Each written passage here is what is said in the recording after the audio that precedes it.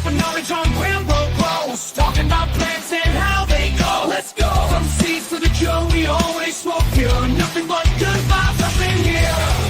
We blaze the ganja, keep it fire. Grambo grows, burning desire. Learn about cultivation, step by step. You can rock out the negativity. Cannabis vibes on here. Grambo grow, I'm something in.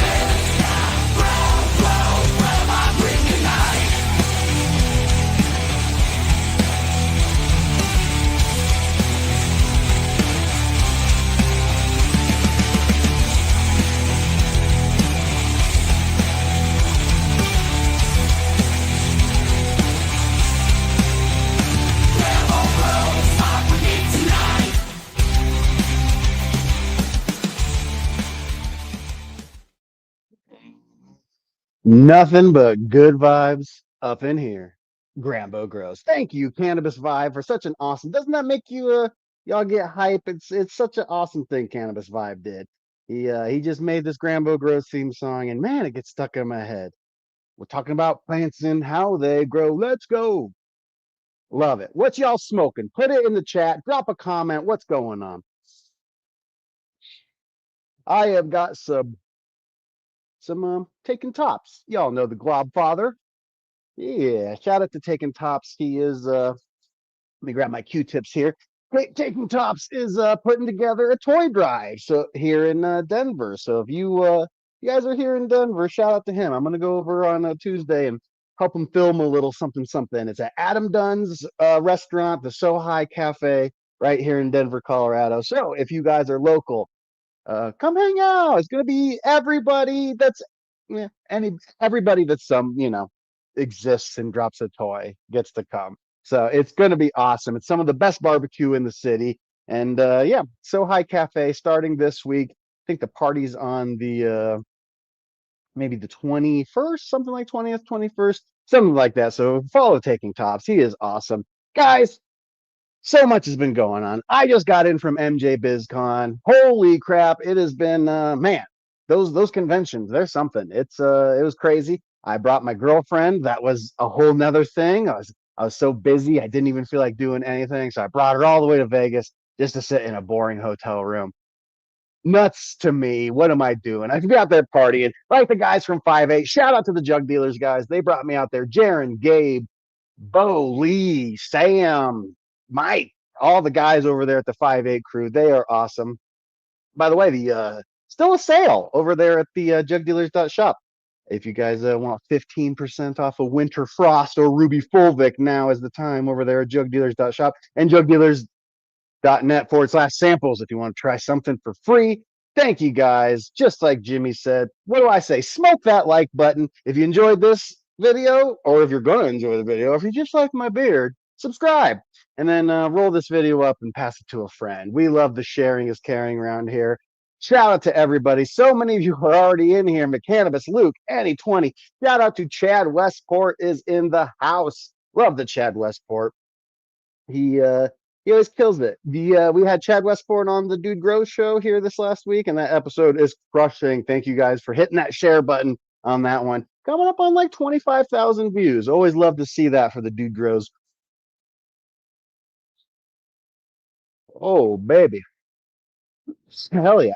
So I really wanted to get into cannabis flavor and everything, but I sense Untrained Astronaut is going to be joining us a little bit later, and he was also at MJ BizCon. So one of the things that I'm seeing as the future of cannabis is that everybody, what we got here? What's Chad Westport talking about? Trying to smoke that like button. You pull it out and then you fucking, I love it. So I've been thinking about flavors and everything. So I've been thinking about everyone knows about the terpenes, right? And then a lot of people are getting into that mode of like knowing about the flavonoids, right? Flavonoids, some people say it's just about color. Some people say it does add a lot to the flavor. I don't know all about that just yet. I haven't done my research, but this is a little foreshadowing of some of the stuff that I want to talk about here probably next week. I got the Jeremy from Three's Genetics coming on, and he's a JLS monster. He's a monster, that guy. He knows a little bit of everything. So I want to talk about cannabis esters and thiols next week. It's going to be pretty awesome. The terpenes, flavonoids, esters, and thiols. It's like sulfur compounds and micro expressions of all the different stuff. It all modulates together. And so I'm going to hit up JLS Monster and talk about that, because that was one of the conversations I had with one of the Dutch out there. Shout out to the Dutch, DLI, Dutch Lighting Innovations, another Jug Dealers fam out there. They brought me out there, and I was having a conversation. He's talking about esters and thiols, and I was like, this is something that I have heard about in the cool kids locker room when everyone's chitting and chatting about everything cannabis, deep science, and yeah, the esters and thiols. I'm going to learn more about it, so I'm going to do a little bit of research. Might mention it to Scotty when we hook up with Dude Grows this week, and definitely next week it's going to be awesome. But this week it is a travel thing. I was boring. You guys remember when I went to LA and Untrained Astronaut was also there, and I didn't end up going to the party because I got super sick. I got the Malibu flu. I was swimming through the poo and I got the Malibu flu. It was no bueno. Well, it happened again. If you guys watch the show, I've been having the hernia. I got a little hernia action going. I got a little bit of me spewing out of me, and I got to poke me back inside of me every now and then. And oh man, it got effed. It got effed. I was going hard. I started drinking some of those vodka Red Bulls that I'm known to have. I love me a Goose and Bull from time to time, just on special occasion, and hanging out in Vegas with the Jug Dealers, a special occasion. And next thing you know, the mushroom chocolates get passing around, and we got these giant bars of chocolate, and we're just knocking them up. And these motherfuckers are passing around mushroom chocolate like it's a joint. And we end up just snaking someone's party bus. They're like, how much this party bus is? Oh, 200. It's already been taken. What if we give you 500? Can we have it? They're like, get on. These guys are crazy. It's so awesome. And we went to the Sphere. It was so awesome. Shout out to Sphere. It's not the Sphere. Scotty always likes me to point out that it's not the Sphere. It's Sphere. So I went to Sphere in Vegas, and I actually went twice. I went both nights that I was there. I saw the Digital U2 concert with all the 5'8" guys, and then me and the Kansas Cutie, we went to go see the Darren Aronofsky's Postcard from Earth. Pretty freaking sick.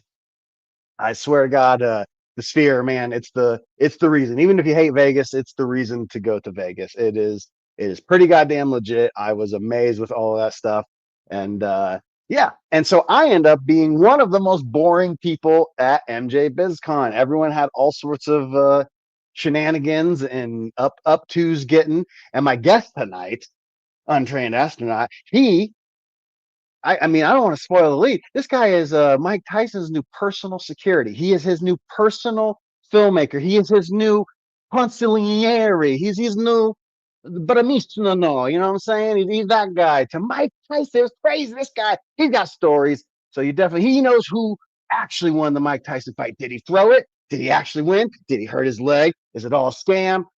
Is the CIA in charge of everything? Who would know more than Untrained Astronaut? He's in there with NASA. That's why he's untrained. He left because of the conspiracies. He couldn't believe it. Thomas is right. Astro is always fun. So yeah, if he is popping in, we'll see. We'll check in with him. We'll get this going. I'm gonna get another dab fired up because I can already see in my mini screen he's trying to get higher than me all of a sudden. So let's bring in Mike Tyson's new consigliere. I'm saying that wrong. Astronaut. What up, buddy? What is going on? How you doing, brother? I'm doing good now that I'm home. The Vegas was a struggle for me as I have a hernia. I started doing jujitsu and I popped the hernia, bro. So my shit's all fucked. And so I was putting off surgery so I could go to Vegas and hang out and do the thing. And well, it's over. And so now it's time for surgery. So I'm holding in there. I'm ready to get high. What you smoking on?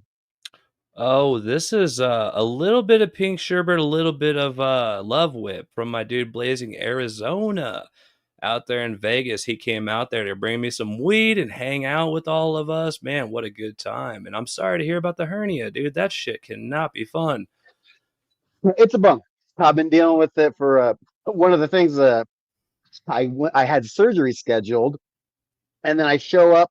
My doctor sends me to a surgeon, and then so apparently I'm in network insurance wise with my doctor, but he sent me to a surgeon that I was out of network with. So I show up to my surgery in my jammies. Hey, I'm ready to get cut open. They're like, we don't know who you are, and you have to leave.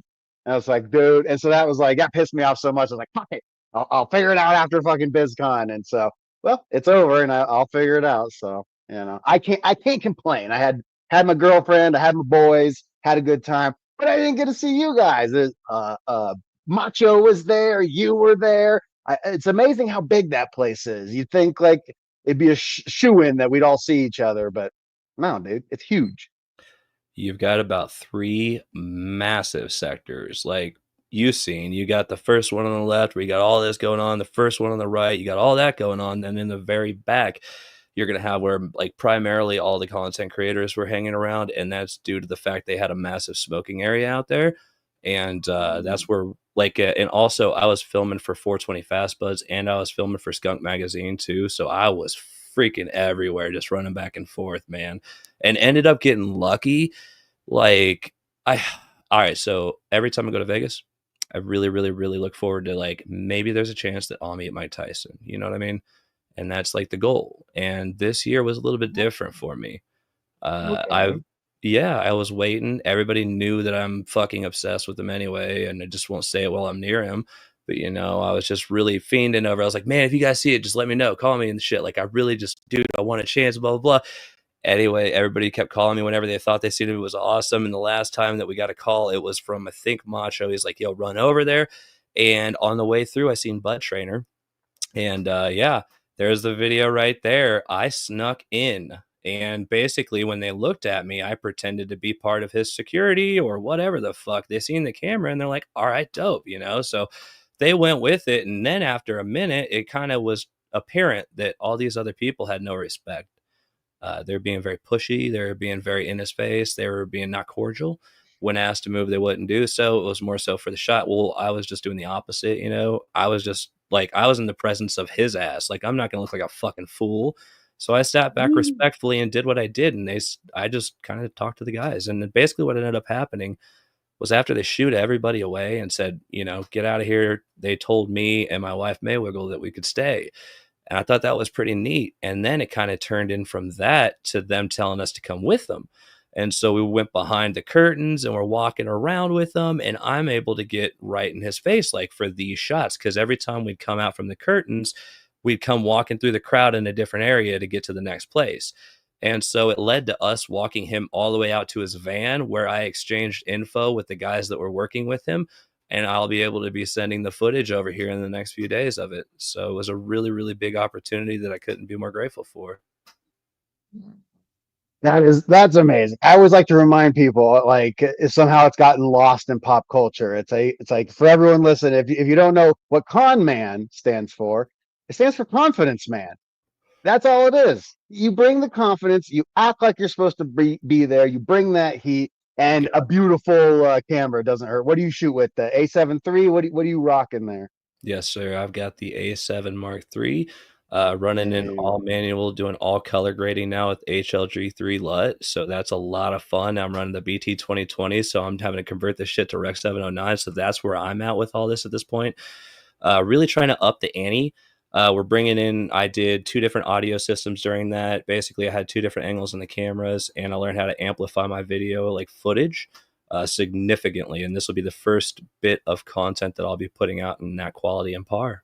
Really, really excited. Dude. I respect what you're doing. You give me, I'm getting soft in my world. Everyone's like, "Oh, Grambo, you work so hard," and I go, "Bro, I'm not working nearly as hard as I should. If I'm being honest, I got to step it up." And so, I love what you're doing, man. Anyone who says the word Rec 709 is fucking doing some fucking, some study. When Gabe's buddy Eugene came in and he brought his camera in, he's like, "Hey man, I brought my own camera. I like to shoot in RAW." And I was like, "Oh, he's one of these guys. Here we go, baby." And so I respect anybody who's out there living that life, and you are living that life. So, man, I look forward to meeting you at the top of this cannabis media game. Oh my good sir, as do I. Pound to that, man. It's bro. It's more than a hobby, man. It's a passion, and I think It's it's a lifestyle. You have to be the people, all these people in the chat, all these people that hang out in this community, they're all the real ones. And so the ones who ain't real, they don't last long, man. It's like I've been living this life since I was 12, for better or worse. And shit, I'm coming up on next year, I think will be my 30th anniversary of smoking weed. That's crazy. My gosh, that's fucking Wow. epic, man. Congrats to that. That's a celebratory moment. What are you going to do to actually, like, celebrate, show that victory? I don't know. I mean, because I specifically remember it was my best friend's. It was his 16th birthday, and he's 4 years older than me, so I was 12, and so it's like May, June, July, somewhere in there. I'll have to message him back. It's your birthday, because that's the first day I ever smoked weed, and it was one of these situations where like he's passing the joint around, and he's like, "Hit this." I was like, "No, no, I'm good." And this was my friend's older brother. I've known these guys since I was like 2. And he goes, "Hit this," and I go, "No, no, no," and he goes, "Hit it." I was like, "Ah!" I fucking hit the joint. And as soon as that shit hit my bloodstream, bro, I had a fucked up childhood. I had some, problems here and there and a lot of stress from a very young age. As soon as that shit hit my bloodstream, I was just like, dude, all I want to do is smoke weed and just hang out with chicks, bro. And, 30 years later, mission accomplished. I'm the polar opposite. It's kind of crazy how the world even came about to me like this. Basically, I grew up with my father. Well, I grew up with everybody, but my father was, he always smoked, and it was never, an issue or nothing like that. I grew up with him growing as well and selling and shit. We had, I don't know, like a storm cellar, like the old tornado cellars underneath the house. He used to grow in it and shit when I was younger. And then later on, he took the closets and he put grow lights in. But with me, I just stayed away from all that type of stuff, truthfully, because what happened was anytime I took something, I would get like so impaired. It felt like I didn't know how to control myself. It's all about mental state, and skeletons in the closet. I feel like I had so many at the time that I didn't know how to understand. And basically, I guess what I'm referring to is I have significant PTSD. I was on the news when I was 11 years old for having watched multiple murders and shit, and it was a really shitty situation. Now, I guess whenever, like, later in life I began allegedly selling weed, people would tell me things like, dude, you're saving my life. You're my fucking hero. And it really, really, really made me question why the fuck anyone would say that. And so when I started thinking about it, I was like, well, there's got to be merit behind why they're saying that. And so I started digging. I gradually built what's called the tolerance. Why? Is because if you can build a tolerance toward cannabis, you could then be able to see the medicinal benefits and truly see them without hindering your thought. Now, I could explain many ways that could be brought upon, but truthfully, the best route you're going to want to take is to use a bong. And that way you can look through the bong and see in there how much smoke is in there and what that amount of smoke will do to you. Each and every time you can gradually increase it if you feel the comfort within that, but wait until you do. This is not vodka, or this is kind of like vodka in the essence of if you are completely new to it, you shouldn't go chug the fifth. You should probably just have a shot and chill. Well, with the full blunt, you're basically chugging a fifth. So This is true, man. And also the color in a bong hit, it's like it's when it starts turning yellow, that's when it's time to like it's going to be no bueno. So just get it nice and milky. Keep it it's almost like trichomes. Keep it nice and milky. Don't let it get too amber. Indeed. I said that's going to be like I can't believe that there's no cannabis stripper idea. Anyone out there? Stripper name? Amber Terps. Come on. Amber Terps. Bring it. Terp titties. Dude, me and Mike from 5'8", we took a lot of mushroom chocolate, went to the Sphere. We went to Sphere. And dude, after everyone, we all split out. There's like 10 of us as all mania. We go there. After it's just me and him split up, and all the strip club people, they stand on the street with the tickets for the strip club, and they all have their little spiel. They got 1 millisecond with you, and they throw their shit. And me and Mike are tripping balls. This guy's like, free bottle, whatever. And then we get up to this last guy. He goes, "Hey, boys, Big Titty City, come on." And we've been laughing at Big Titty City. Anytime in Vegas, when someone will be like, "Oh, where are you from?" I go, "Oh, dog, Big Titty City." God damn. First second he says that word, I'll take it. That's a clever one. Big titty city. So Motherfuckers you are getting really thinking. into you getting into any shenanigans after hours? Because definitely MJ BizCon is like known for the shenanigans. Jaron says that there's three shifts. He's like, there's the morning shift, there's the day shift, and there's the party shift. And like the My party God. shift is still work. It's a shift. You may be doing drugs and drinking, but you're networking, making sales, figuring out the next move with people. Did you get into anything out there, Astro, My that God. you can legally talk about? Oh my God. Every waking moment out there was so filled with things because not only am like I kind of methodical with just continuously going with this type of stuff, but basically I had a crew I could depend on, rely on, and really, really get shit done.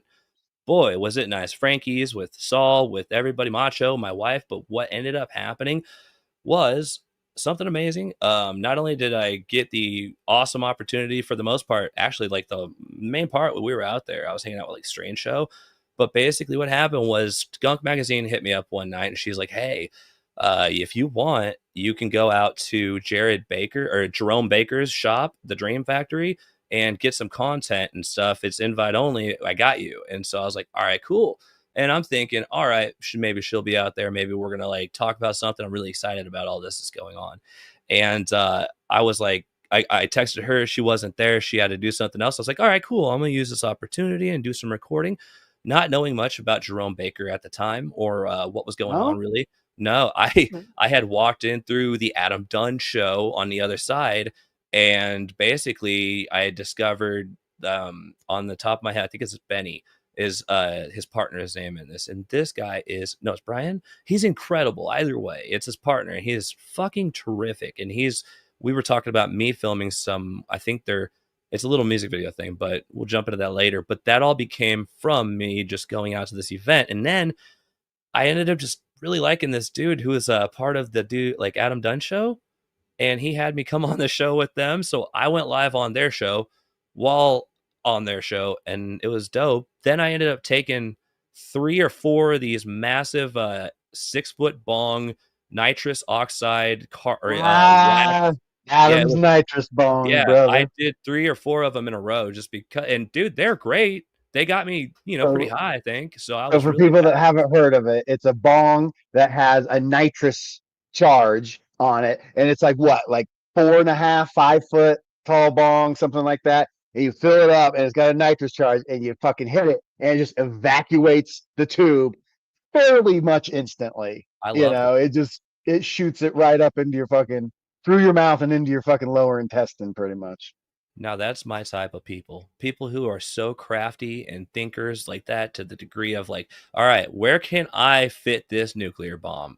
Right the fuck here in this bong. And that is my type of crowd. Now the thing with me is they all just gave me that look. They're like that doesn't happen very often, but they made me feel amazing. I was so high, it was terrific. And you got to know, buddy, it takes a lot to get me high. Now, most people, I guess, don't make it through one of those hits. Well, I cleared that fucker like 4 times in a row. Like it was, well, not in a row. The first one, I had to jump on the show after, but I just kept taking them back to back after. It was really cool. And I just was so absolutely ecstatic that they offered that to me and the opportunity, because what they were doing was mixing hash and wax together, and it was at 500 degrees. Then as it would cool down, you would fill the entire bong. And so I recorded myself just doing it over and over. But if you're doing the whip it with it, as you come out of the hit, shit's all melty. And so it's pretty dope. So in the video, I'm talking like I was live also with Strange Show. Me and Strange Show were live doing this shit. And so in the live, I'm saying like, as you get fucked up with this, you cannot immediately stand up. But that's only because the guy next to me who was giving me the hits was explaining to me this shit. And it was really checking out. And I was balls deep high. And it's all I knew how to say was the words that just came out of his mouth. So I was explaining to the camera at this point. I'm like, you don't want to stand up fast. It's going to make you fall. You're really fucked up or something like that, man. And the truth is, I was blitzed. I was like, whoa. And like, because it cools down after like 15 seconds when that whip it hits. But then I knew immediately at that point, I had to hit it more. So it got me places. And I was looking to go. I speak more fluently the higher I get. You know what I mean? Is that right? I have two different modes I go to. I can never figure out, and it's not like an indica sativa, or it's just my set and setting of my own brain, you know. And I either go to like full comfort and just like exploding, you know, or I go into my head and I just retreat into the back of my head and I almost become an observer. You know, I'm Uwatu the Watcher, bro. I just sit there, just like I just watch. Like it's like windows. Like I'm not even here, and I'm just looking out to y'all. And that guy's rarely fun to be around. I feel like there's something to weed that a lot of people just never would think about, that there's something that it does. People who have traumatic experiences as kids is like, I heard this on Joe Rogan, they're built with extra gears. People with PTSD as a child, like you're going through a childhood, like really traumatic childhood or something like that, you tend to like unlock a different level, a different place to get through. And a lot of people don't have that level. And so here's how this worked with me in cannabis. I didn't like it. I couldn't take that other people did, and it had medicinal benefits, and I had to learn it. And I did. I started really finding out the medicinal benefits. But when I did, I stopped becoming fearful, because the truth is, to get past all these things, you really need to eliminate the skeletons in your closet. And to build a tolerance would allow you to see the medicinal benefits. And the further you go into your mind, the more you can unlock. Now, I feel like it doesn't matter what I take or what I do. I find comfort in my mind. I have a lot going on up there, and I'm learning how to control it better and better. But that's only due to being channeled through weed. And now you got to think, if you want to like dive deep in your mind, there's a lot of things impairing you. You've got natural thought process and everything that's going to jump in your way and stop you and try to prevent you. You're your own worst critic. You've got every negative thought you could ever imagine coming at you at all times. How can you get anywhere? But I want to explain just a quick thing. There was a point in time where I used to be a professional welder and everything. And that was just what I did. And when I was building this tolerance up, I distinctly remember I would always enter a little bit of a fearful experience. I'd be like, oh no, I'm going to get too high, or whatever the case may be. One day I was welding, which is something that takes my full and absolute focus. And while doing so, I had routinely begun smoking beforehand. This time through, I got really high on some really good shit. It was a sativa. And I managed to have forgotten that I did while I was welding. But after I was done and finished, it was the best results I'd say I almost have ever had. In either that or I was really high and they just look good. It's hard to tell, but it's me, so you never know. And now, with all that being said, it occurred to me at that point in time that it was only me and myself that was preventing me from ever reaching that level prior to this. And if I could utilize what I had done there, and I could truly experience what it is that you can unlock more panels in your brain, maybe even. Like, I feel as if the more high that I was getting, I was throwing myself out of my comfort zone more and more. And I was like, I don't know how to explain this, but people talk about DMT, people talk about frequencies and all these things. These things could align. And there's the truth behind a lot of it. And as you could think to yourself, that doesn't make sense, I can explain to yourself how it does. Because there's a lot of stuff like the war on drugs that prevented people to be able to experiment on things like mushrooms. You want to talk about medicinal benefits? Did you know turkey tail mushrooms can stop Parkinson's disease? Did you know lion's mane mushrooms can stop or help with breast cancer? I mean, people didn't know this shit because you couldn't test this shit because it was fucking outlawed. And now look where we're at. We're discovering shit, and all of a sudden it's acceptable. And as the further we get into this weed world, it's just, I mean, think about it this way. People understand now that it could have potentially been mycelium that connected the neural pathways in humans way before, which gave us the ability to fucking speak. Not the ability English, no, not language in general, but the neural pathways were expected to believe through mycelium were expected to be connected. It was believed through mycelium. So that's, I mean, I'm just saying, like, look what mycelium does anyway. It's the roots from the trees, how they spread, what they do. They consume, they feed off the earth, but yet they can communicate. Do you know what the acacian strain is? It's a tree in Africa that giraffes eat. And if it eats that tree, it actually can notify the tree miles down the road, hey, we're being eaten. We're being eaten. Can you give off a scent like shit or whatever the transition for shit is to giraffes? And say fuck off, and that's essentially what they do.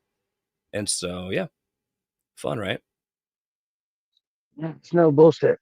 I'm sure you fuck with Terrence McKenna, stoned ape theory, those sort of things. I definitely have put a lot of thought into the idea of like like the first art project in history, like the amount of cognitive leap it would take from seeing a deer to then like taking mud or something and then drawing a deer.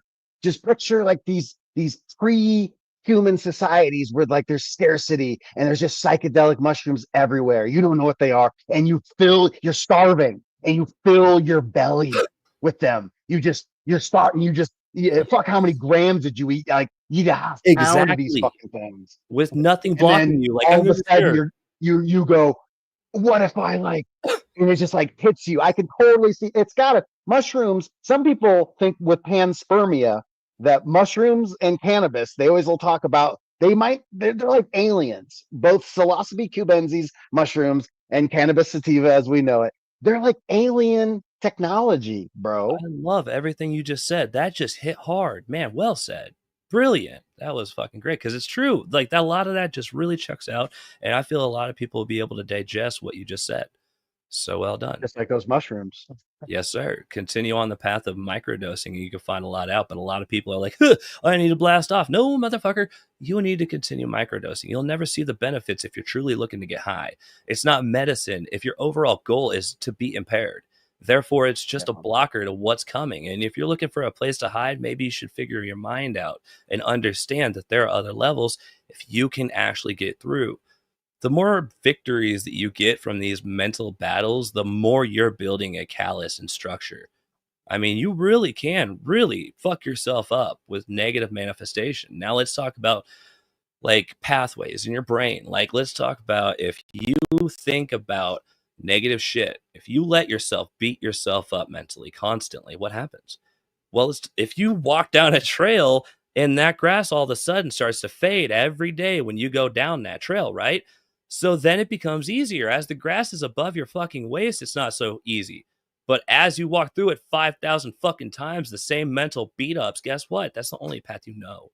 There is no other path after a while. Stop now. You are the guardian of your mind. You're the one allowing shit in.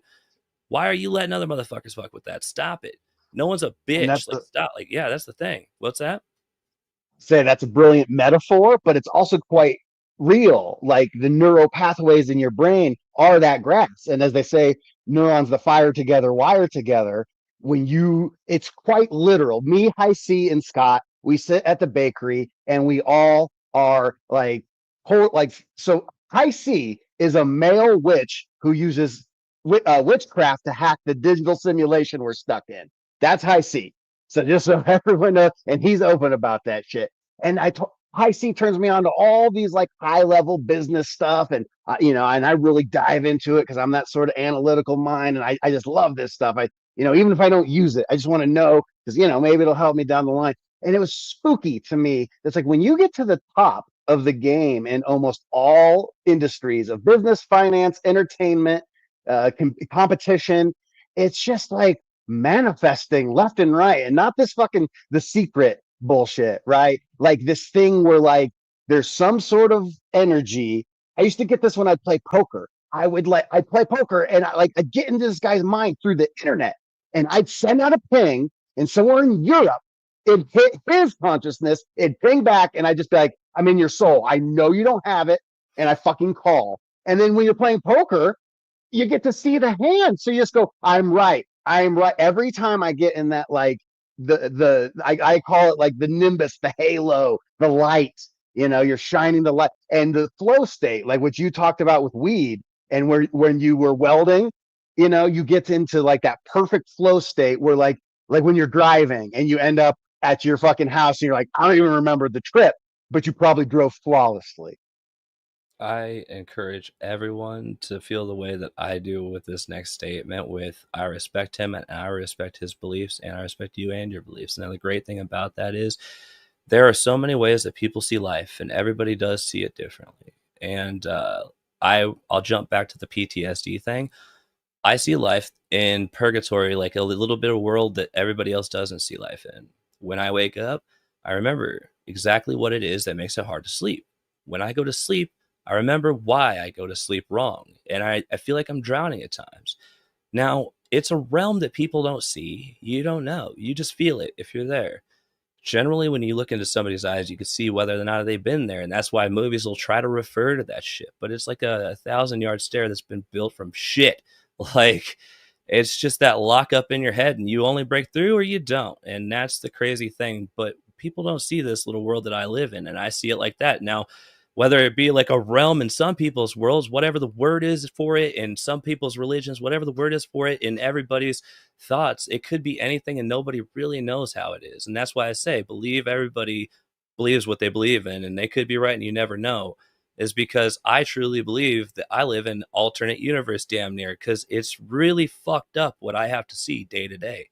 You know what I mean? Like mentally, it was a lot to weigh in. And I know that people in other countries, now this is stuff I've had to look into a lot. Now, let's start like in China or other places, there's cannibalism. And in their towns, it's completely normal when somebody dies to hack their body up right there in the street and feed it to the vultures, because they're actually, vultures are rare and they're beautiful creatures. And that's how they stay alive. And they're rare endangered species, really. Like, that's the truth of it. And so what they're doing is good. And it makes sense. I mean, they're putting their energy back into something. And the thing what I'm getting at is, how is it that I see something, and in terms of that is so minuscule, but the world in which we're led to believe is what? When it comes upside down, it hits differently. But when you're used to things and grow accustomed, it's differently. And so I live in this world, like, my whole life was based around its fight or flight. My life had based around everything can kill me. And I need to learn how to become worse, always the worst. I need to learn how to stomach what comes next and do anything it takes so that I can protect my family. And mentally, that destroyed me, because what it takes to get to these levels is pretty fucking bad. But what it takes to come back is the worst and hardest experience that anyone can go through. And if you can, then you could say and do shit like I do. And that's why I flow so easy with this shit. That's why I speak so easy, is because god damn have I been down. And I have found ways back up, because it's hard to say that it was easy making it through experiences that I have. And what happened after those things, they almost came worse. You know what I mean? So it's kind of crazy to be here where we are today. And it's nuts to see life this differently. So when you say that somebody believes in witches and stuff, I think for a second, he sees life differently. May he use these definitions, but he sees through the eyes I do then. Like, does that make any sense? Are the words I'm choosing correct? That's the funny thing about these sort of topics, is that I came out of a DMT trip one time and I just said, the problem is that we're trying to use words to explain the things men do. And I was like, does that make any sense? And to me, it's just like, there isn't words. That's why DMT sounds so scary to people, because it's like, oh, it's like you die and you go to this place. That's not what it's like. That's actually not what it's like. There's just not words. It's like, how do you describe red to a blind guy? There's just not words for these things. So trying to explain even what you're going through, there's not words. So you have to use these nebulous sort of phrases that have connection and more symbology and everything. And it's the only words that can exist. That's why mysticism sounds the way it does, because it's referring to the unreferable. Exactly that. Now, in every way, shape, or form, that's what I'm referring to. Because generally, what I mean is, there are levels of pain that a lot of people have never experienced or felt. Most people have never even seen the levels of pain that truly exist out there. Most people will see it on movies and think to themselves, that's how it truly is. It's not. When real pain exists, you will feel it inside, and it hurts to see and it hurts to be a part of. There are a lot of things that fuck with you. Now, there are people who don't truly understand just how bad pain can get. And after you see it and feel it, you understand when others have seen it and felt it, because they're different.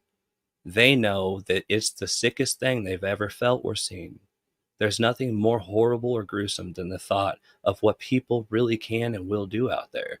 So learning your mind after you've seen and done so much can really benefit you. Now, no matter the lows that you go through, people understand that there is a way up, because if you can learn to climb the steepest, slipperiest wall there is, by God, when others do try to seriously, coming into the world of anything, I feel, is complete ease, because mentally I've been more equipped for way worse so many times that this is a goddamn walk in the park for so many things. Like, it's like so simple to me. But then again, like, truly stop taking things for granted, everyone. Like, step it up, start growing weed. This is the time. And everything that we're talking about, we're getting these depth of thought. Why? A lot of us actually get to these levels due to the fact that we're losing some of these strings whenever we start unlocking these other fucking realities, smoking weed or getting high on shrooms and doing these other things. So experiment a little with organic things, of course. Nothing made by man. My God. Do not go do fucking hard drugs unless you're cool with that shit. But I'm not your dad. Exactly my point. Everybody do what you will. It's, a I free hadn't fucking world. taken I hadn't taken any sort of drugs other than cannabis, and I hadn't taken mushrooms in probably over a year. And so I've taken these mushrooms at Sphere. I had fun. It was cool. I didn't really have visuals, but this was an intense, like, sensory experience, this thing. So it was pretty neat. But then when I got home to the hotel room and I was sitting there just kind of contemplating what mushrooms told me that night is something I've known for a long time. And it's just like, stop. It didn't mean cannabis. It's like, just be sober more, dude.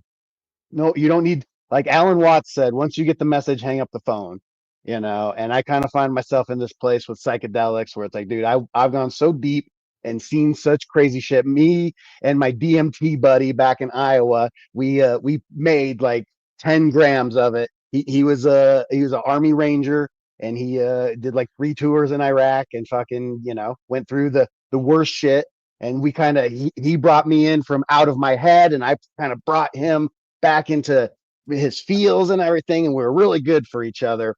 And just going through it, it was one of those things that at the end of it, it was I was different, and it's kind of set off the darkest period. I went through the darkest 10 years of my life, and it all crescendoed in 2019 with that was the end of my everything. What led to me being divorced and everything that happened to me in life happened in 2019. And then after the 2020 and the lockdown and everything, it was a chance to really lock in and choose death or life. It's something I don't talk about a lot, but you're going deep, and I want to make sure I stay in the pool with you.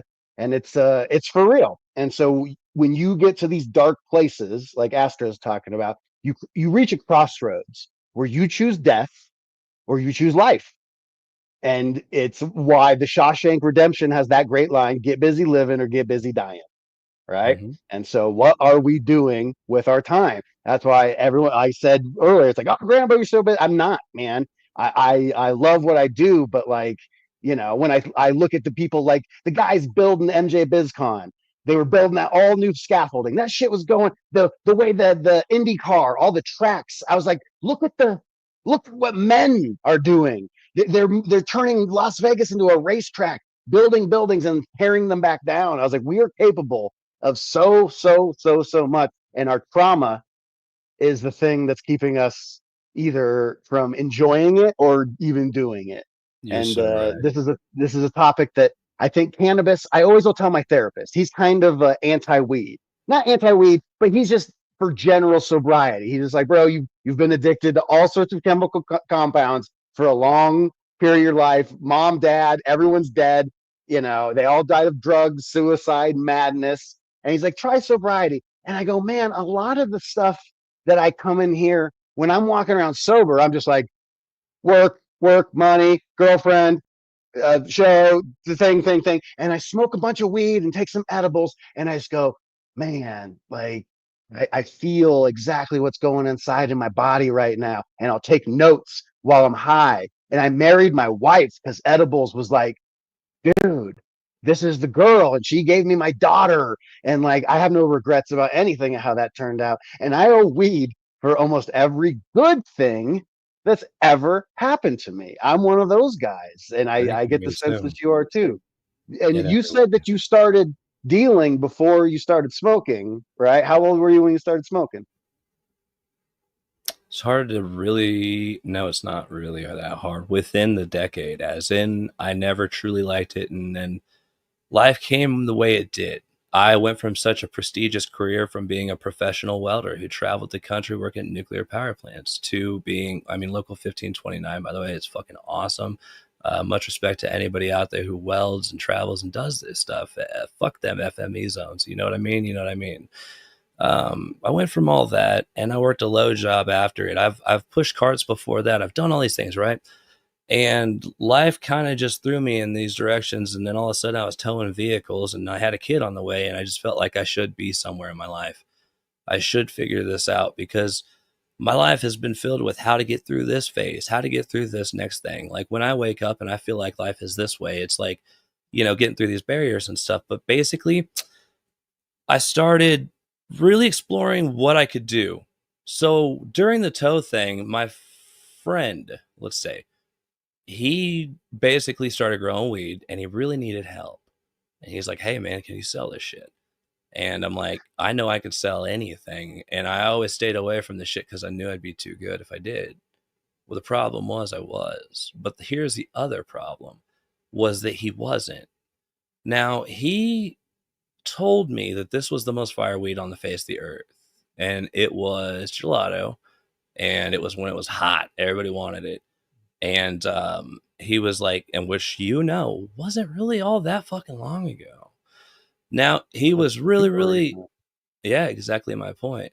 It doesn't take long to get to these places if you have one goal and to get to places. Let's say you feel like your family's life is like what fucking is online. You really put yourself in a corner and have to learn fast. And basically, though, he started growing and somebody started helping him. And when he started doing that, he realized that everything that person had said was complete shit. All this stuff was shit. And all of his friends that bought the stuff, he burnt the fucking bridges with, because no one would deem his name credible after buying what they had bought, right? Well, I had to completely ditch my customer base, allegedly, and start fresh after his ass once I walked away. But I had a skill set built. I knew what weighed what and how to get rid of things a little bit. So once I had momentum, I grabbed it and utilized it. I learned from Walmart. I started building pyramids, allegedly. I mean, when you go to Walmart, do the employees get handed scan guns, a fucking vest? They do. They sure do. Indeed. Why? Because generally when you're looking for a job, you can't fucking afford stuff. And when they supply it, they can get better work out of it. So if you can understand that people need scales and they can't always afford them, fucking buy them. Take incentive. Use a white Sharpie. Most have black lids. It's 28 grams for an ounce. It's 56 for 2, but 83 for 3. Now, 112 is going to be a QP. You can do math. It's really, really simple. A lot of people out there, if you buy it, never mind, I'm not going to go into any more detail on that. I'm just saying there are pathways that you can unlock. And if you could build pyramids in your mind, it's pretty easy to do using simple shapes. Then you can do this. Imagine the one shape being you and put yourself at the top. Figure out how it's going to be easier to build a layer upon and underneath of you, and how to get them to figure out how to get that further. But don't be stingy. Don't be greedy. Observe. Understand that people out there have fair prices. You need to be more fair. You need to have better product. You need to keep digging. Unlock the balls within you and go place to place and find the plug. Get to it. Mean it. Need it. You need to want to breathe it, like it's kind of hard to explain, but you can do a lot with the little, and you can make it really far if you really observe. Looking at these big companies, it's not that fucking hard. And a lot of people have rap songs, and I'll quote, made millions off of selling wax. Why would they say that? Well, let's say if you buy a pound of it for $1,600, that's $100 an ounce. But if you're not stingy, you can sell them for $150 an ounce. And each person within that group can then take an eighth and sell it for $100 per eighth. But you want to know something? There are 8 eighths in 1 ounce. That's $800 for every $150 they invest. Therefore, a $600 or whatever, did I just say six? That's a $650? Yeah, $650 investment there turns around. Yeah, no, my math is fucked because I am pretty high, but this is fun. That is $800. Yes, that is a $650 profit. Those were the order that they were supposed to go in right before I choked on my own ass. But what I was getting at was the profit margin is so up there that it really doesn't take much to fathom how far that can go within a fast time if you actually do what's considered, to me, putting in footwork, walking around. I mean, I remember a guy, Wink, who used to go walking up and down strips like Broadways and stuff like that, just glass shops, head shops, whatever, not with the incentive to distribute to his people, but to walk in there and get friendly with the owners and just kind of hang out and get them to not mind you so much sometimes, so you can meet people outside afterwards and they trust you. And it's just real simple, man. And all of a sudden, when you're hooking them up at these places, you're a god when you walk into them. And what happens next is they don't care what happens next, because if you're looking for a sale, it's going to be big enough for it to matter, and they couldn't handle it anyway. So what matters is they're impressing you whenever they give you those big sales, and things pyramid themselves over time. But you need to learn how to explain to leave meat on the bone. If you have a round table and you're eating turkey, There's only one leg left, but all these men are hungry. And you leave enough meat on the bone to reach every one of their fucking pockets, then you're not a dipshit after all, are you? And if you're, if it works as a stupid, I mean, I'm just saying the way people can see their lives as sad as they want and as depressing as they want when they go to work every day and feel they can't achieve their dreams. When they do quit their job and believe in themselves, I wouldn't say do that in that order. I would say believe in yourself, do a little bit first, get your feet in the water before you go quitting your job all willy-nilly, just kind of like with this YouTube. I choked on my spit, kind of like with this YouTube shit, you know what I mean? Jumping in. But like, as I'm saying, it's just like, dip your feet, get yourself established, make your bones. You're gonna have to work for free or near free for a little bit. Exactly. It's one of those things that's like, I don't like the college boy sort of like people that walk in and recite you the fucking the 3 principles of rhetoric, and I go, dude, that's okay. Now make people want it. What the fuck? Like, you learn by doing in this world. I come from a stand-up comedy and musical background, and there's literally one way. You can't think about getting good at comedy. You got to go fucking suffer for years, And I wouldn't say being a musician you suffer, but it sucks sucking. You see what you can be, and oh man, I just want to be able to do it, and you can't. And then you just throw 10 hours a day, 7 days a week for 11 years, and next thing you know, everyone's like, he's so gifted. And it's like, nah, it just it's the hours, bro. It's the hours. Exactly that, man. And so you took over Homeboy's situation allegedly. So you like that brought you into growing. Well, no, not like that, but a little bit kind of like that. So I guess I'll clarify a little bit better because I didn't really add much context prior. What happened was I allegedly at one point in time had gotten pretty far with things and had kids though. And there's nothing more terrifying than the thought every night when you go to sleep that they could be, you could be taken away.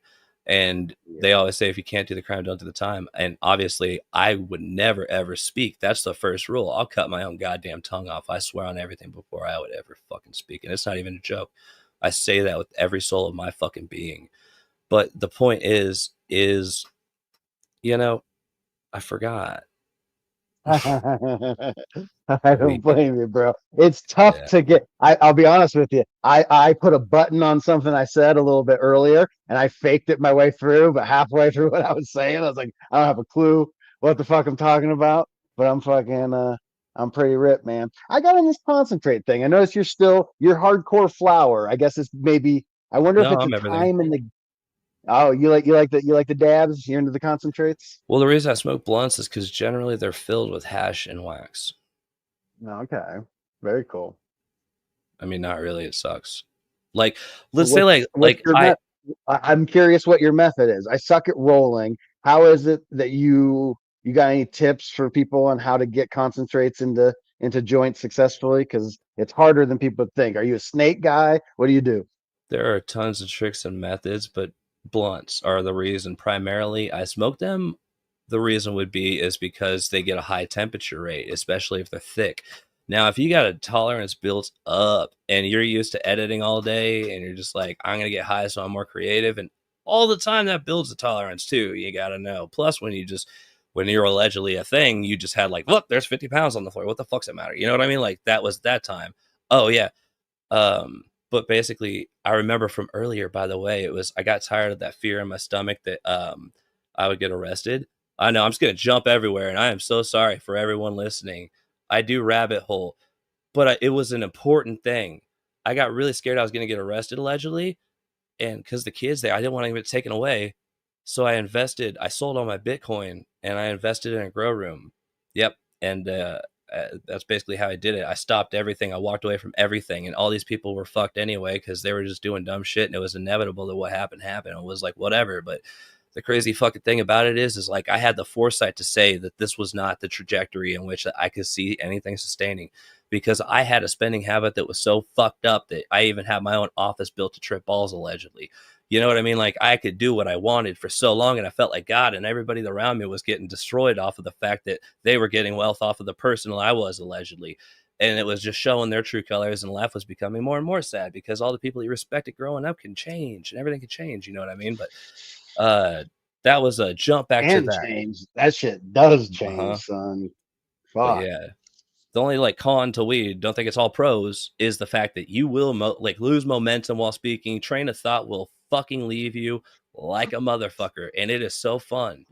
Like, but yeah, so that was one conversation straight to another, but it was like, to round that one out, fuck it, I jump back. I'm bummed, man. Yeah, I fucking I come to MJ BizCon to support, the jug dealers and everything. So I hang Oh, around and yeah. make sure I get all the pictures. They want to make sure they get everyone who meets everyone and grab yada yada. And so yeah, I didn't even come around to the content creator section. That's where all the people that I hope to be, because I was coming from comedy. You work one on one with people. You're out. You're touring. You get this band of brothers sort of thing. So anytime I miss out, because I missed you in LA, I missed you in Vegas, I'm gonna have to fly out to you one of these days. I'm just gonna come hang out, Yeah, fucking, easy. and You have a seat right here. I'm doing it, brother. I'm turning 42 in January 2nd this upcoming Fuck year, around. and I'm January 8th, wow, my man, Capricorn, you 92. Yep, fucking Capricorn. my man. And so, yeah, I always had this thing about 42. It was like a weird thing my whole life growing up. And that's one of the things that kind of made me love 420. It was like, oh, it's fucking 42. And when I played hockey, I was 42 and everything was 42. And then I never was a geek or a reader. I'm dyslexic. I don't really read. And then I find out that at the end of the Hitchhiker's Guide, they're like, what's the meaning of the universe? And he goes, 42. I go, that's fucking weird. Mine Why is is 42 132. following me around? And so 132. I always wondered, like throughout my 20s and stuff, I was like, I wonder what life will be like when I'm 42. I was like, well, that's in 3 fucking weeks. And I tell you, my friend, I feel on the precipice of something big coming. And so I happened to take a little too much edibles today. And like, you're going so deep that I'm just like, are we even like having this conversation right I now? never I'm know like, for life. I'm I always am so high. out of my mind, and this is hilarious. And so I'm committing right now I that love it. in the new year, my 42-year-old ass is going to get on a plane and come kick it in the See you Astro. soon. Fuck yeah, buddy. Oh, goddamn, yeah. It's fun, dude. It is a good goddamn time. And it's funny. It's so strange that I always see 132, always have my whole life. Since I was young, every email, everything I've ever had was 132. I had no idea why. It was like the perfect numbers for me. I loved it. Like, I always see it still, and it's crazy as hell. My buddy looked up what it meant. It freaked me the fuck out. And I'm not even going to go into that because fuck that rabbit hole. But there's like so many crazy things, dude. It's like weird. If you just nut up and experience things and try things, like these jumping on a plane ideas, that's what makes differences. That's when you like really change things in your life, when you stop accepting the hand that's dealt and start making a hand that needs to be dealt, when you start really understanding that how much life do we have? Fuck, how much? Like, how old are we? How much left? Let's My think beard's about how turning far we gray, all dude. are. That's You, what my you don't point take is. you don't take life seriously. I Jump. always say people always joke. They joke about like, yeah, I'm just this or that. My mom used to always joke. She'd smoke 2 packs a day. She'd always joke, yeah, I'll probably die of lung cancer someday. Yeah. You did. Is it funny now? Yeah, Exactly. fucking, everyone thinks life is a big joke. It ain't. It's Time for is so real, rare. and life has consequences, and time goes, man. I don't feel old. I still feel 28. I've been 28 since I was 13. You know what I'm saying? I was a mature young man, and then now I'm an immature middle-aged man. Truly, those who understand how quick death can come truly understand how quick life needs to be lived. The spectrum that your life is a lot shorter than most will understand. And there are things that can happen that can change your entire course or thought process or entire life existence at all. Like, it's so crazy how fast you could really, really get 50 years old, 80 years old, 90 years old, even 100. That's the new, like, fucking, most people say statistically, if you're looking at 70 and 80-year-old men, the peak and happiest of the life were said to be in their mid 40s to early 50s. Legitimately, statistically, look that shit up. It's fucking neat, dude. But I mean, it depends on sources always, and that thought process is neat. But looking at how long people live for now, That's why they did the analytics that way and chose from that age group. So if you're looking at what they're going to say, they're going to tell you you're actually just about to hit the peak and prime of your life. These are mental aspects. Look at eagles. Did you know they rip their beard off and get better at the age of like 40, and that's how they Yeah, live the second part of their life? yeah, But dude. if they don't, they die. They rip their own beak off. Yes, they And it's accept fucking pain. They feel it. They're fucking knowing it. They're basically killing themselves. When they do this, it's literally like cutting your goddamn arm off. Imagine the dick it would take to do it. Imagine. It would take a fucking lot, but I know I could do it. I wouldn't think twice. Fuck that. I wouldn't need that fucking leg. I know it'd come back. And with no hesitation, I would just clear my head and do what I fucking do. But the thing about that is that's a mental fucking power to learn how to turn off and do what it takes. You know what I mean? Like, that's the crazy shit, dude. But yeah, fucking birds. I forgot again. so with people like you, Eagles. I Oh always like, shit. Sorry. yes, Eagles. sir. If they don't rip off their beak, they die. Mm. Their claws don't grow in. They can't sharpen their claws with their new beak, or they can't tear out their claws with their new beak. They can't hunt. That's how that works. It's the cycle of life. If they refuse to accept what happens next, they fucking die. Don't be against the grain when it comes to natural life. Start understanding that you can't predict nor actually live in the future. So stop trying to embed yourself in it, because 90% of the time, your outcomes are usually wrong, and you gotta live in the now. Yeah. Oh, fuck, Sorry. man. One of the things that I've really been going deep on my own pathology and trying to get myself unfucked and just kind of like, you know, I'm not so concerned with being right anymore. I'm just more concerned with trying to be happy. And like one of the things that's really blocking me is that I have a hard time being still ever. And the fact that I'm constantly going is hurting my overall drive. Like I used to I'd sit and edit for fucking dozens of a dozen hours and then fucking fall asleep. And the first thing I wanted to do is wake up and tackle a project. And now it's just become like, my day, and it's like driving to the office. All right, I got a show here and I got a show there. And I'm really focused on like ripping that beak off, opening up. Like I'm a 3D animator. I haven't opened up Blender for a long time. And like here I am at MJ BizCon. I'm watching all this boof quality fucking media everywhere. And I was like, man, to use your metaphor, I hadn't been using this metaphor in my own head, but just walking around MJ BizCon, I had the thoughts of like, to use the now metaphor, I got to rip that beak off, man. It's like the The only way to easiest way. sharpen, I found out one of my favorite directors, uh, fucking see now I'm so high I can't even. I'm having a hard time. You know what I'm thinking about? This is a side tangent. I'm thinking about chilling out on edibles, dude. In the last little bit, I've been taking like hardcore doses of edibles. Like I'll go through thousands of milligrams a week, and like I've always responded well to them. And then just recently, in the last like few weeks to months or something, I've been waking up. And the minute I wake up, I don't wake up with a migraine, but the minute I do, I feel like a rush of blood hit my brain.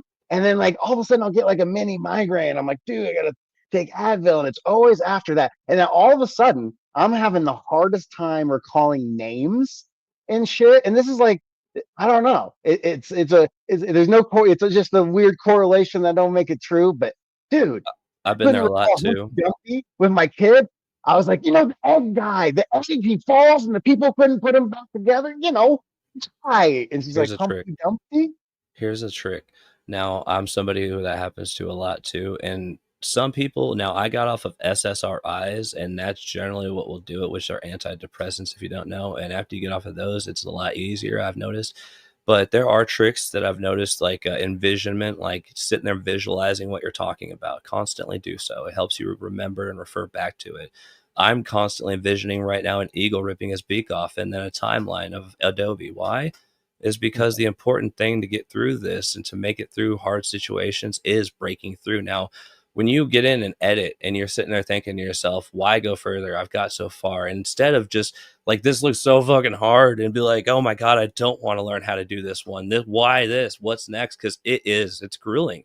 Everybody knows it's grueling. Like After Effects, when you start editing in only After Effects, fuck, dude, you force yourself to. But it's what happens is it's ripping the beak off, because every time you make yourself get through something, it becomes easier. This is a full circle project, you and yourself and working on it. Every time you break through a veil of making it through a new level of accomplishment or whatever the case may be, you then become more oriented in that. It's not knowing a lot about a little thing. It's knowing a little about a lot of things that can unite your own mind. So collecting that type of consciousness everywhere and understanding how to work with yourself mentally, but having the will and incentive and drive to do so is the biggest feat most can't find. With me, I use my children as a crutch for that. I think about the outcome if I don't succeed and where I go if I do. Like what I can do with the damage that I've taken and learn how to come through eventually with money, which I'm looking to get legally, because goddamn, did I not give it all away just because I hated life anyway whenever I got to the point where I was. Because when you watch all the people that you breed pull up from a minivan that was $500 into a $90,000 GMC lifted up, and he's talking about how shitty people dress and how different people are and how he's better than them all of a sudden, you fucking hate life. You fucking hate everybody, because money can't buy happiness. No, it's just trash. It's all it is a fucking illusion. And it's like the devil trying to come out, man. I'm telling you, if there's analogies to give, the Bible will give them. I'm not religious, and I'm just not saying what I am. I don't know what I am. I'm just here. I just experience, and that is what makes me me. But like, damn, dude. See, fuck rabbit holes. But that's what you could do, is you can envision things. You know, just sit there and think, and that'll help you get through headspaces and shit. Like, you know what I mean? I say all this stuff because there's so many here I could see relate to these things. So I try to, it's fun to see people's potentials when they see themselves in different eyes and believe in themselves for once. Except for they go dark. So Nintendo, there's this catchphrase in business, you know, it's probably less prevalent now than it was 5-10 years ago, but of disruptive technology. And like people will say this, oh, this is a disruptive technology. And what they think they're saying is that it's going to disrupt the industry, which it does. But what it actually means is disruptive technology is using like just mundane technology that's like lying around, and then like combining it in new and novel ways to make things that are better than the modern things. You know, this was Nintendo's philosophy. I'm a big Nintendo guy growing up, and I just love them as a company. Nintendo in Japanese is loosely translated to leave luck to heaven. And so it was like a playing card company that was like Japanese folklore and kanji, and it was and then they transitioned to video games, you know, in the 70s and the 80s and shit. And so I love their thing. And so the guy who invented the Game Boy is a guy named Gunpao Yokoi. And I fucking love this guy because he was a scientist, an inventor, a musician, a filmmaker, and he got in with Nintendo and he invents the Game Boy. And he's the guy that, you ever see the boxing glove that's like on a thing? And then like when you pull it, it's like an accordion and it like punches. That's Gunpei Yokoi. He invented that thing. He was probably high in Japan or whatever, drinking sake, whatever the fuck they were fucking doing. And so his whole thing, before this term disruptive technology existed, that was his thing. He would just get a little bit lit and he would sit and philosophize on what exists now that no one else can see. And then I'm going to do that. And I find that right now we are in this weird renaissance of like, if you want to learn After Effects, you can learn After. It is not hard anymore. You used to have to be led into like to be a jazz musician. You used to have to like go to the coffee shop. You got to get led into the rooms and know the people. Now you watch YouTube videos and you're fucking shredding, you know, in your fucking bedroom in the next 5 years just because you put in the work. It is a renaissance right now. And so that's why I'm inspired by you, my friend. You are, you know, we're both way too high to be on the internet talking to each other right now, but I'm feeling a vibe and it's inspiring to me because life is short. When I look and see gray in my beard, it really comes out and I go, man, this ain't a game. And I really want to shine this light of what cannabis and psychedelics have taught me and what friendship with weird motherfuckers like you have taught me, where all therapy is deep conversations and honest conversations with smart people, you know. And I find that right now this is a therapeutic moment. So I hope other people out there, you're getting as high as us and getting something from this, because I'm sure as fucking what we're doing is changing shit. You want to know how or why? As I get told daily, I get told a lot. I get a lot of messages, and I try my heart. I love responding to them, though. I get told from a lot of people that I'm the reason they started YouTube. I'm the reason that they started doing this. I'm the reason they believed in themselves. And what that does is make me more fiery, and I go for it more. It's so fucking fun to see what is happening. People are believing in themselves and becoming bigger and fucking stronger. But dude, there's so many crazy things. I love everything that we went over. And as fucking here, I'll actually jump with this. We'll say a lot of things. There's like, as technology advances, we lose our human touch. That's a really big thing. That was like, it's hard to explain, but like, we are a different species than we were from 30 years ago. You know, like our fathers' fathers and their fathers' fathers and all above were a different breed of men, and we're just raised differently. But it's another thing to say is you jumped on the Nintendo was fun. That brought the thought of Microsoft. The dude said hire lazy people, and the reason you want to hire lazy people is because they'll generally do the job easier, They'll and they'll find the an easier shortest path. way. Yes, the path of least resistance is my all-time focus and goal. Now, I want time with my children. How do I do that? Accumulate money so I don't have to sit there and fuck my own head up with these bills. And what am I going to do if I ever get caught? So legally, I got to figure out a way how to do that. What's the job that I could think of in which that I could like legally ascend to the same sort of throne that I had under illegally, allegedly? Then, you know, and YouTuber, I was like, fuck it. I got anxiety. I don't give a shit. It's either this or get shot. It's either this or get shot. Literally, in my eyes, I will give this my all like you've never fucking seen. And people won't need to compete anymore, because who the fuck would?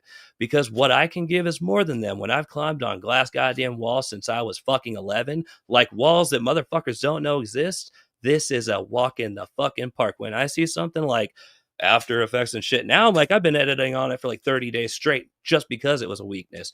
I find every weakness in myself and harden it. I don't find them to sit there and stare at. I've trained my mind to just harden that shit. You know what I mean? Like, that's why I'm here. Dad mode all the fucking way, dude. Like, I don't give a fuck. Because when it comes down to it, think to yourself, if a guy came in your house with a gun, would you shoot him? I don't give a fuck. I'd take his life without losing sleep. It would be a simple move. It would just be like, pew. Why? Is because first, I don't know what the fuck he's going to do. I don't know what the fuck he's on, and what happens if he has a gun. I don't care if I get shot, but what happens next is the bullet goes through the wall and my fucking 4-year-old catches it. Suck my dick if you don't believe in guns. Fuck your own ass if they come in your house. I live in a place that does happen. So that's my opinion on that. Not to get all like, feisty over it, but you know what I mean? Like, I guess if you're willing to do that for your children, would you be willing to drop anxiety and fucking nut up and get on YouTube because it's the only job that you can sustain the life that you've made illegally? You know what I mean? Like, hopefully that was the thought behind it, but you got to do it fast. So what does that bring on? The corner in which you're thrown. And earlier we referred to people leaving me in bad situations. When I built the grow room and dropped all that money into it, which was a very high ticket, that person was also supposed to help me with that grow room. He was supposed to be managing it while I just handled business. It was then I built that. Was the idea was essentially to legally, just hustle off to the side green or something like that. You know what I mean? That was the goal originally. But what happened was the thought of even getting caught from that, I had to leave it all behind. I couldn't fucking think of myself as a father anymore. Because I had been in it so long and I've just seen so fucking much anymore. And I just wanted out in every way, shape, or form. And the only way out was just to do it and to really not fuck around. And so the only way I could truly do it was to find the career path in which I would be able to do with no fucking GED, with the dropout, with tattoos all over my ass. Like, not to self-pity, but I've been through the whole, I feel like a loser shit. I don't give a fuck now. You know what I mean? It's not about that. I'm here. I've made it this far and we're going to go further. You know what I mean? And that's just that mental fucking momentum. You were talking about that shit, so I was like, I wanted to jump in. So like Microsoft said, hire lazy people. Yeah, I love the story of someone in chat mentioned the Atari. I love the story that Steve Jobs, his first job coming out of like when he was quitting college and shit, or however it went down, was at Atari. And he was a dirty hippie, and fucking he stank so much that they put him on the night shift. Well, the night shift didn't exist. It's just Steve Jobs was such a fucking badass fucking programmer that they didn't want to lose the guy. And he just had such bad BO that no one in the office could literally stand being near him. And so they put him on this night shift, and he fostered his career. And when he left, he had this idea for this Apple One computer. And he just magically hooks up with this fucking Steve Wozniak, and it's the Steve and Steve show, you know? And it's just this fascinating thing of fucking the me losing the thread of the you know, that if you foster his creativity, you know, like here's a guy that you put him in any other office, he's gonna get fired. It's like you stink, you're lazy, you know, you don't come in on time. But like this guy, Nolan Bushnell is his name, fucking that invented Atari. He also, after he left Atari, he invented Chuck E. Cheese. Oh fuck! Stinky What a guy weird, invented that place. How ironic. what a, yeah, what a weird thing. And so Cheese and no, mine. Nolan Bushnell, the owner of Atari, who hired Steve Jobs, was fucking. He's the guy that invented Chuck E. Cheese. But it's just funny that like if you foster someone, like I always say, what a comedy bit I have on stage is that I don't believe in smart and stupid, you know, and I have a bunch of examples about how like Einstein is smart, but he fucked his cousin. So is he really that smart? You know, you know, 160 IQ. That man was yeah, kind of brilliant, but he didn't tie his shoes and he was autistic. But the great thing about autistic people is the thing about normal people is if you could break through your mind, you could figure something out. Like, did you know you could bite your finger off with the same amount of pressure it takes to bite through a carrot? The only thing that's stopping you is your own fucking head. And if you could pierce through that, you can figure that out. But did you know people with Down syndrome have a chromosome deficiency? And within that, they could find inner things. Did you know they're stronger than you by a significant amount? Why is that? Did you know blind people can hear better than they can see? Get that one? But no, the thing is they don't really need to see once they get their hearing to that level. Once they usually get their hearing from when they're blind or from when they're deaf, they usually don't want it anymore. They want to go back to before because they learned how to live in a world they didn't need it. You know what I mean? So disabilities can really make for good abilities. Now, Einstein may not have had what is called decency, or he may have had somewhat of the opposite of an Oedipus complex. And boy, did he like incest, I suppose. But as an IQ of 160, that man, he did know quantum physics to a certain can I tell degree you my that can't be punchline shook. on the joke? What's that? I say the guy. It's ironic that the guy who thought time was relative also thought sex was relative. It did. Oh my God. He found the same timeline though. Like, you see what I'm saying? Same family tree. That's fucking, he's about that shit. Equals my cousin. You know what I'm saying?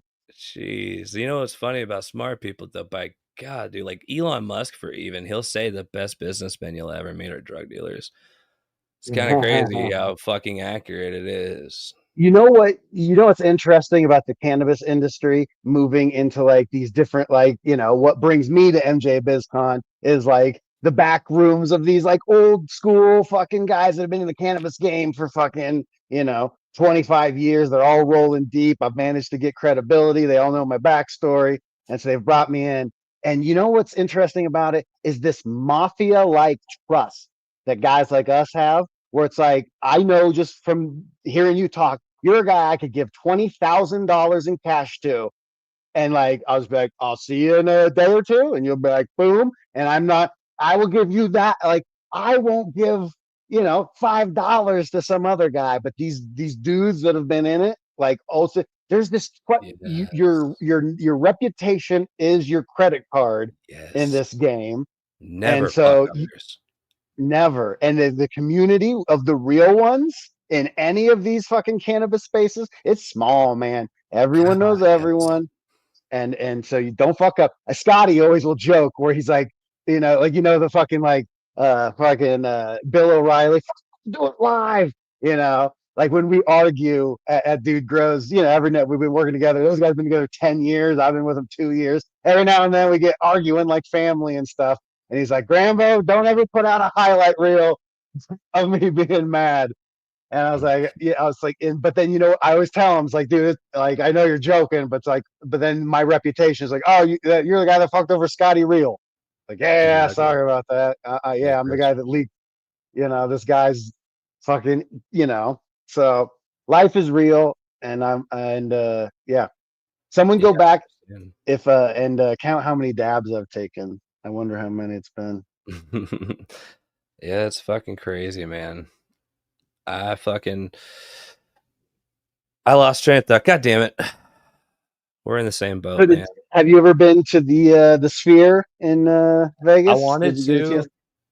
Oh my god, I I went wanted to do I went so. 2 days in a row. The first day, all the 5'8" guys, we went and saw U2, the digital U2. It was very cool. Very, very, very, very cool. But then the next day I went with my girlfriend and we saw this nature documentary thing called Postcard from Planet Earth. And it was so goddamn fucking crazy, dude. It just is like, it's daytime. I know it's midnight outside. Yeah, I'm literally in the fucking daytime of the Sahara Desert with a giant rhino walking over me and shit. And I was just like, it's another one of those rip your beak off situations where I just kept saying to myself, the amount of like artistry, mechanical, you're a welder. So just building that thing, the feet, and then to like program it and the wires and the seats have like rumble packs in them and shit. So it's like a 4D experience with scents. They blow scents up into the air and shit. So when you're cruising through an orange field, it's like, oh, I smell oranges, man. It's a great place to be high. Oh, dude, entirely. That sounds absolutely so fucking fun. I really wanted to go. I basically what I did was I came to the understanding of I'm out there for this many days, which was 4, and every day, every minute had to count. It's the end of the rope. As allegedly a person who did all these things, there was just tokens that were purchased to get me by. Like the pile lasts so long, you know what I mean? Like I've always wanted to be a gunsmith, and if I did all this shit, then allegedly, if I was to that degree, I'd probably have like a stack of golden guns or something stupid like that, you know. And After I'd we probably live years off of the money that I would make off of selling them for a while. But who knows if there were uh, allegedly a fucking rope, metaphorically, then it might run out. with Test Nugs here, he's LOL rip your beak off situations. I believe we've coined a philosophy here. This is it's officially coined with this comment. It's a fucking man. This is a fucking rip your Yes, beak off situation, and you need to not. agreed. Rip it off. Fuck that thing. New beak time. But we're humans. Love We're it. superior. We can have multiple beaks. You can live multiple years if your mental state is strong enough to force your way through so many triumphs. Every Goddamn right. victory, dude, every time when you think you're at your lowest, the next thing that happens is you find out you're on your way up to your highest. Every fucking fall that you find is going to make you 10 times taller. It is so insane. But man, it almost makes you want to reach levels of horrible, defined just how high you can climb after. You know what I mean? But by God, it's crazy. So encouragement is one of the cool things to see, and people who truly mean what they say is nice and unique to find. So it's neat to speak with somebody who is truly on the same wave with that shit. So I do truly appreciate the invite to this, man. This is awesome. It's Yeah. crazy. And Yeah. we got I to know each other a little bit more too, even because we've always Of spoke, but never in course. depth. And it's weird because like when you and I first talked about like you coming on, like that was like a few weeks ago, and I had no thoughts of like, oh shit, like we're both gonna be coming out of BizCon. And so my Oh first yeah. message to you was like, did you make it out of Vegas alive? And you're like, oh yeah, man. Fucking what time we going? And fucking yeah, so we managed. It was right on. It was serendipity. Everything it came in right, perfect. I rolled in from taking my kiddo home on Sunday, and I had a great day with her. It was awesome. Although I went to, I had a dad fail today, where like I was like, baby, we're in a book together today, and she's like, oh shit, dog. She's like 5, so she's just like, Mhm. I oh. got 4-year-old. And so I go to the store. We get all the shit. I forget to buy eggs and oil. And I'm just like, oh, baby, daddy forgot the eggs. And she's like, that's okay, daddy. She's 5. She's such a sweetie. So it's been a psychedelic day for me. And you know what's interesting? It's so weird. Okay. For real, for real. This has been one of the most crazy days I've had in a long, long time leading up to like, I don't even have time. My girlfriend missed her flight, going back home, which led her to this crazy fucking situation that then leads her to driving a car. There's been all this fucking insanity. And so then my buddy messaged me, and my like hero growing up, I was a guitar player, hardcore my whole life. And one of my heroes was Dimebag Darrell from Pantera. This guy, I always looked at guitar playing, like storytelling. What you got there? Oh, my man. So you've Over been, here understand. is So today, right now, December 8th, 2024, is the 20-year anniversary to the day and maybe almost to the minute of his death right now. And it's been Yeah, the weirdest ironically day. enough. Dude, these last couple of days, my God, man, I can't explain with words in a million fucking years how every door has magically opened its way up. Like, let's say, like, the end of the rope was near, and this motherfucker really is on his last Golden Colt 45 and his last Desert Eagle 50 AE. BCG rifles, no more. This is where we're at when it comes to these things. And it's like, God damn, that is a narrow barrel to look down when you've got such a high level bill. But it's no one's problem of my own, and I like it. Gives me that drive. I never want to ask anything of it. Like, fuck it. I just do what I do, and I'm here, and I'm strong with it. You know what I mean? But the crazy thing is, I go out there with everything I've got. I've got the attitude, the spirit, and I go with it. And guess what?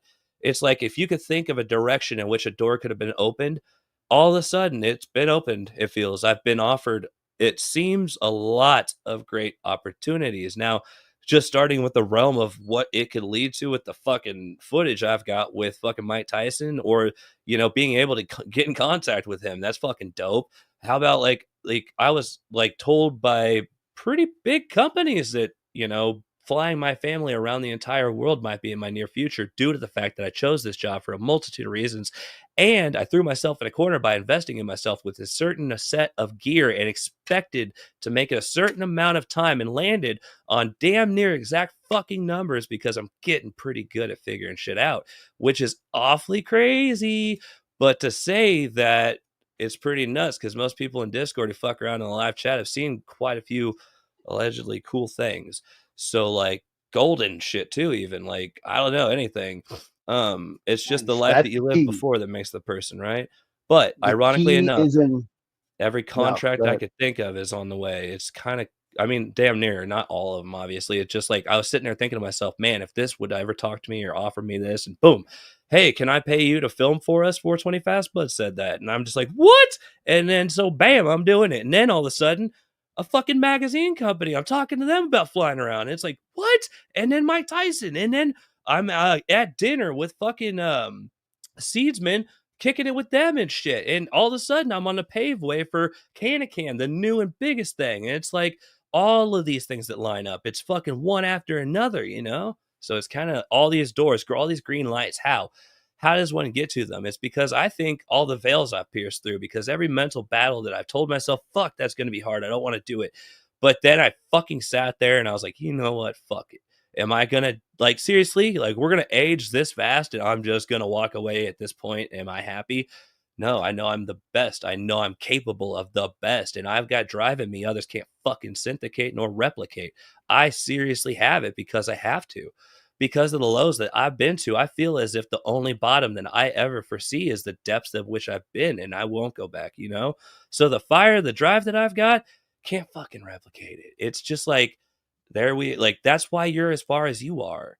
Look at you. You're on Adobe. You're on all these platforms. You've been doing this how long? You've got skill on all these levels. That's why. You've got drive because of the lows. Use every low as a strength, man. That's the thing, is it is a new depth of mind. It's a new pathway. And the more that you go through, the further that you get. And sometimes the biggest motherfuckers, the biggest mental minds are the ones who triumphant over all of these victories. You know what I mean? Who continuously stay strong and don't just enter defeat yourself. Because like I said about the pathways. So I say all this because, like we said earlier, dude, every one of these little conversations matters, because I've been told, no matter how, to me, no matter how embarrassing they are, you know, at times, like, I don't always like getting into so many things. I actually, to me, PTSD in every way, shape, form is the most embarrassing thing I could ever imagine talking about. Every time I feel it destroys me in every way, and I'm always so ashamed and embarrassed to talk about it because so many have seen so much worse. Who the fuck am I? You know, and it drives me insane, but I've learned how to get past that because I've had hundreds and hundreds of not only messages, but at this point, almost probably 100 people tell me in person, because they've come to events that I've been at to tell me the difference I've made. So that's why I'm here doing this, and in my mind, embarrassing myself. And some people think, you know, like, I've heard people like, you know, like, I don't know how to explain it. When I first got into this, the whole nervous thing, I didn't have it in tuned. I used to talk over people too, really bad. And it was like a problem because I'd get so nervous and I didn't know how to fill conversation. But as we've begun doing this more and more, and I'm streaming almost daily, it feels like, not daily, but I'm on a lot of people's streams anymore, you know? And just growing natural because I learned something. If you always tell the truth, like always, then you never have to worry. If you stay clear in your conscience and know that what you're going to say next doesn't have malice nor bad intention, but you just mean to do well and truly do well and have done well, it's pretty easy to see how people can advance like that and how this is something that you can do. You're capable of so much more if you could get over so much. So believe in yourself and stay true, because what you'll find in saying the truth all the time is that you will naturally do correct, and doing true and staying true and not giving up, but putting in the elbow work. Because what's that fucking saying? I seen it on TikTok. A guy said the magic that you're missing in life is in the work that you're putting off. Mm.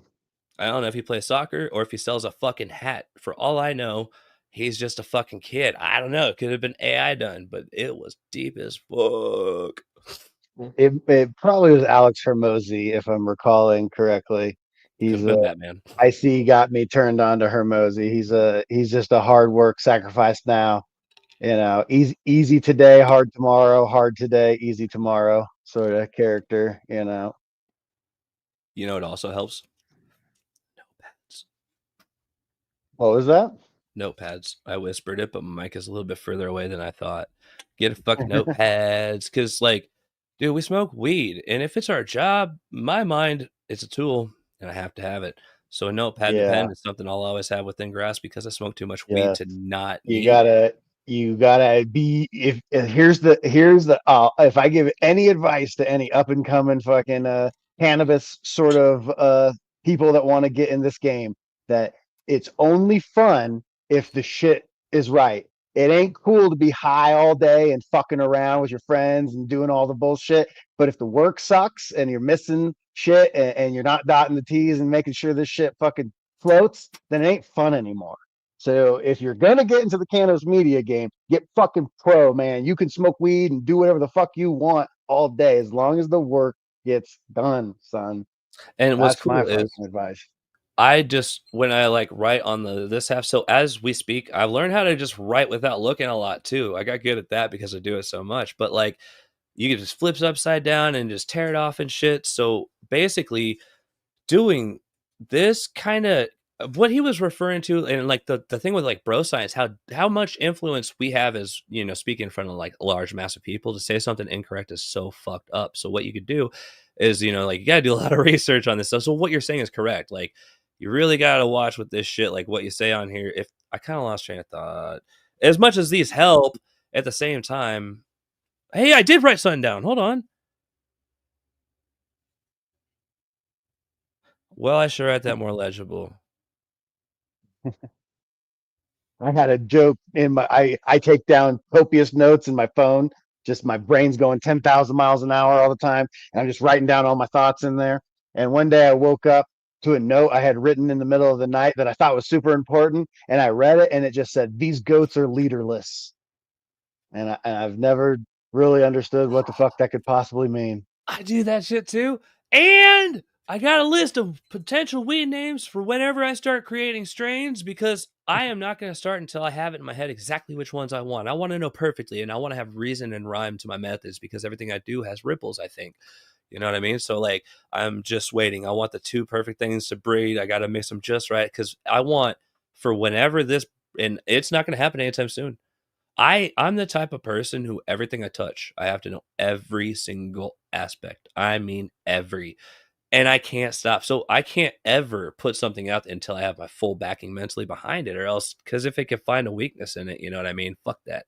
It ain't worth doing. And they say if you're a man who can find 12 weaknesses within yourself, I'm just going to like talk out of my nose. I don't know what the fuck I did there. If you're a man who can find 12 weaknesses within yourself, then you're somebody capable of a lot of fucking damage, because you know how to get past all that shit or something like that. There's a line like that. I don't really know it because I don't quote people correctly every time. I'm a fucking pothead. like there's a Yeah, dude. fucking canoe, you Well, might get wet. Astro, we did it. We got to 90 minutes, and I'll close with my favorite quote as a Eagle. A Taoist quote, where it says that there is no way to greatness. Greatness is the way. And sir, I believe you are on your way, and I'm pleased to be homies with you, and I can't wait to kick it more and shoot the shit in real life. And I gotta say, I've had the weirdest day today in a long time, and this is the weirdest podcast I've done in a long time. Right? And it couldn't have happened on a better day, and it couldn't have happened with a better guy. Every day goes more weird. I don't know what the fuck's going on, but I couldn't agree to everything you just said more. Some fucking how, some The fucking fact way. that on Dime's 20-year anniversary, a dude with fucking Pantera on his arm is sitting here. It's like, well, that's also weird. I know. I've That's been wearing a weird Dime thing. shirt. I fell asleep. I passed out in the same clothes and wore them the same. I wore the same outfit for 2 days at MJ BizCon. It was the Dime shirt. And someone asked me, like, why are you repping that company? It's like, they do bad stuff. And I'm like, dude, this shirt fits me well. I'm not rich anymore. Go fuck yourself. You know what I mean? I didn't say that. But, like, I like the way it looks. Fuck it. You know what I mean? I don't know what the fuck they did, but I ain't their fucking dad. They have a cool idea for what a shirt should look like. Like, you know what I mean? Yeah, Dude, this Bob is cool, D though. nailed Much it. love. That was weird. Yeah. Me and Scott and High C, we in the bakery, it's just a coincidence farm. It just goes on and on and on and on and on. And I go, any one of these things is explainable away, but 20 of them every day for 10 fucking years has to mean something. Yep. Weird, So, right? and I love when the weirdness happens on camera for everyone Yeah. to see, because it's like, all right, you know, I say it happens and then it happens in front of everybody. And I go, mwah, there's magic in the universe, kids. Let's get high. I texted JR something. He messaged me some picture and I wrote back and I was like, is this real? And he goes, nothing's real anymore. And I wrote back, I'm terrified. Let's party. Uh-huh. Stay with that positivity and hit that like button. Ooh. Damn, right? And then what do we say? I coined this is roll this video up and pass it to a friend. Sharing is caring. Share button. Yeah, they can't shadow ban us if you hit that share button. And what you're going to want to do is head over on YouTube and find this gentleman, Arnold Schwarzenegger. Arnold Schwarzenegger. I was going to tell a story about, I saw this documentary thing with Arnold Schwarzenegger talking about being old. And he was like, yeah. I used to see the perfect body, and now I see an old man, you know? And it was just the realness of Arnold talking. It like shook me. And I was like, Arnold's 77, you know, he's still at the top of his game. Life is fucking hard. But what you should subscribe to is Untrained Astronaut. And as I'm showing your subscriber count, I find it interesting that you might see that he's got 14.2 thousand subscribers. And so just, you know, there's 42 always follows me around everywhere I go. So when I look at your subscriber count, it's like, oh, there's 4.2, 42, no big deal. Just happens on camera. So you see, I'm subscribed to Untrained Astronaut. You need That's to weird. be That's too. happening to you, and I do that. Look at the time in the video. That's a 4-minute and 24-second video. But what also is cool is all the numbers that you're seeing everywhere. But what happens to me every Oh my fucking God, day, there I've it got is over again. 2,000 screenshots of the number 132 because of how every day I don't look for it. I promise you. I just think to myself for a moment, I'm like, you know what would be weird is if it would pop, and all of a sudden, out of the fuck, I just looked, you know, it's like, bam, you just see it. It's like, what the fuck? It won't stop every day. And all of a sudden, every green light you could ever imagine, every fucking time I turn around. Because why? I am giving it my all, and I really am. I'm not just fucking saying it. I'm here giving it my all. And all the shit that I'm saying ain't a fucking joke. It's fucking crazy how much shit I've been through and how I'm here right now. I don't fucking know, but goddamn have I almost not been. That's the crazy thing. And I am stronger than ever. And it's so fucking weird how the more I get through, the more I see these numbers and the more this type of shit happens. Weird. Stronger than all. Stronger Weird. than all. Yes. Lions don't fear jackals. Hit that like button. My man. All right, buddy. I will see you in real life soon. And thank you Yes, so sir. much for a deep conversation, brother. Oh, I can't wait until you're 42. I'll do. I'll see you shortly after. Much love. Hit that like. Later, y'all. Later. We'll see y'all. I love y'all. And yeah, we close with the theme song. Thank you, Cannabis Vibe. Thank you, all you guys watching. Thank you to who do we got here? Fawn Tucky, 5 months, Gramborg, OG. Thank you, all of the Gramborg. Hit that join button. Big shit's coming. I've been talking about it for a while. I'm getting fucking serious. I'm coming back from Vegas.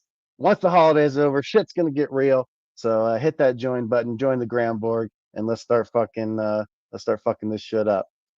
Let's start fucking this shit up. All right, guys. Thank you, Cannabis Vibe. Later, y'all. We're dropping knowledge on Grambo, talking about plants plants and how